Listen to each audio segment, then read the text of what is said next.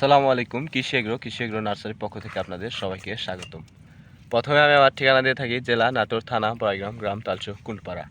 দেখতে পাচ্ছেন এগুলো হচ্ছে রসুন চাষ। এই রসুন চাষ পদ্ধতি বিষয়ে আমি কিছু কথা বলবো এবং এই রসুন চাষ কীভাবে করতে হয় তা এক কৃষক চাচার থেকে জানবো এবং এই রসুন লাগানোর সময় কী কী সার ব্যবহার করতে হয়।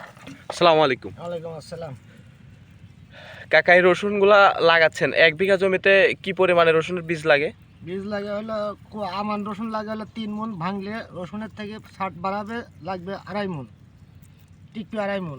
হ্যাঁ, এই কুয়া মানে 2.5 মণ কুয়া আপনারা জমিতে রোপণ করবেন। এটা 1 বিঘা জমিতে মানে 20 কাঠা। হ্যাঁ, 20 কাঠা।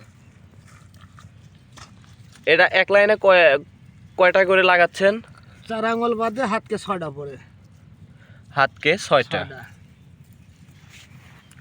আর কি কি সার ব্যবহার করতেছেন? মানে হলো জৈব সার, পটাশ, টিএসপি, জিপ সার, থিওবেট, শিকড় শক্তি, এগুলো দিয়ে আপনারা রসুন রোপণ করতেছেন।